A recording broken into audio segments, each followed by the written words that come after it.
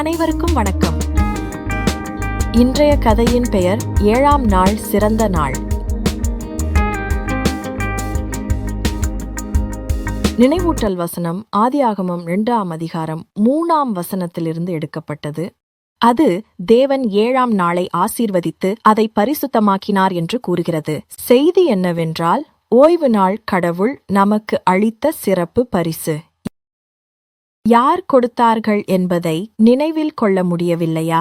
அதை உங்களுக்கு கடவுள் உலகை படைத்தபோது செய்ய வேண்டிய பல அற்புதமான விஷயங்கள் இருப்பதை அவர் அறிந்திருந்தார். அதனால் இந்த அற்புதமான படைப்பையெல்லாம் தங்களுக்கு யார் கொடுத்தார் என்பதை மக்கள் மறந்து விடுவார்கள். அவர்கள் அவரை மறந்துவிடக்கூடும். அதனால் அவர் அவர்களுக்கு இன்னொரு சிறப்பு பரிசை கொடுத்தார். கடவுள் முதன்முறையாக ஆதாமுக்கும் ஏவாளுக்கும் இதை பற்றி சொன்னபோது இது இப்படித்தான் நடந்திருக்கலாம். அது படைப்பின் 6ஆவது நாளின் முடிவை நெருங்கிக் கொண்டிருந்தது. ஆதாமும் ஏவாளும் ஜீவ விருட்சத்தின் நிழலின் கீழ் கடவுளை சந்தித்தனர். சூரியன் மறைவதை பார்க்கவா கடவுள் கேட்டிருக்கலாம். சூரியன் மறையும் போது வானம் இளஞ்சிவப்பு, ஆரஞ்சு மற்றும் சிவப்பு நிறமாக மாறும் விதம் எனக்கு மிகவும் பிடிக்கும், இல்லையா?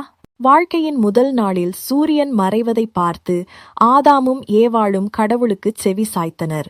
சூரியன் மறையும் போது மற்றொரு நாள் தொடங்குகிறது என்று கடவுள் விளக்கினார். இந்த சூரிய அஸ்தமனம் எல்லாவற்றிலும் மிகவும் சிறப்பு வாய்ந்த நாளை தொடங்குகிறது.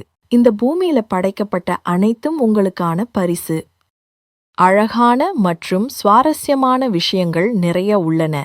அவை அனைத்தையும் நீங்கள் கண்டுபிடிக்க நீண்ட நேரம் எடுக்கும். ஆனால் சிறந்த பரிசு இப்போது வரை சேமிக்கப்பட்டுள்ளது. இது ஒரு 7ஆவது நாள், ஒவ்வொரு வாரமும் வரும். அது ஓய்வு நாள் என்று அழைக்கப்படும். ஓய்வு நாள் என்று பெயரிடப்பட்ட ஒரு நாளா ஆதாமும் ஏவாளும் இன்னும் அதிகமாக தெரிந்து கொள்ள விரும்பினர். கடவுள், இயேசு மற்றும் பரிசுத்த ஆவியானவர் எல்லாவற்றிலும் எவ்வளவு மகிழ்ச்சியாக இருந்தார்கள் என்பதை விளக்கினார். உங்களுக்கும் குழந்தைகள் இருக்கும்போது, உங்கள் குழந்தைகளுக்கும் குழந்தைகள் இருக்கும்போது, இந்த உலகத்தை பற்றி மேலும் அறியும்போது விஷயங்கள் மிகவும் பரபரப்பாகிவிடும். எங்களுடன் செலவிட உங்களுக்கு போதுமான நேரம் கிடைக்கும் என்பதை நாங்கள் உறுதிப்படுத்த விரும்புகிறோம். இந்த உலகம் முழுவதையும் உங்களுக்காகவே படைத்தோம் என்பதை நீங்கள் நினைவில் கொள்ள வேண்டும் என்று நாங்கள் விரும்புகிறோம். ஒவ்வொரு வாரத்தின் முடிவிலும் ஒரு சிறப்பு நாளை வைக்கிறோம். இது மற்ற எல்லா நாட்களிலிருந்தும் வேறுபட்ட ஒரு புனித நாள். உங்களை பிஸியாக வைத்திருக்கும் அனைத்து விஷயங்களையும் பற்றி சிந்திப்பதை நிறுத்த வேண்டிய நேரமாக இது இருக்கும். வாரத்தில் 6 நாட்கள் நீங்கள் எங்களுடன் ஒரு நாள் முழுவதும் செலவிட முடியும்.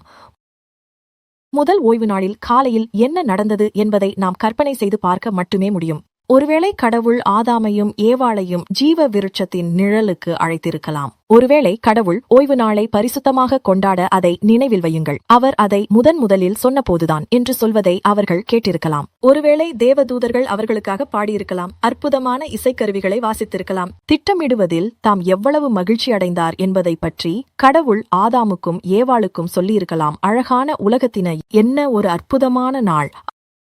ஆதாமும் ஏவாளும் தங்களை படைத்த அற்புதமான கடவுளுடன் ஒவ்வொரு நிமிடத்தையும் கழித்தனர். எல்லா திசைகளிலும் அவர்கள் காணக்கூடிய அழகான பூமியை அவர்கள் ரசித்தார்கள். கடவுள் நம்மை மிகவும் நேசிக்க வேண்டும் என்று ஆதாமும் ஏவாளும் ஒருவருக்கொருவர் சொல்லிக் கொண்டிருக்கலாம். நம்மை நேசிப்பவரால் மட்டுமே எல்லாவற்றையும் இவ்வளவு சரியானதாக்க முடியும்.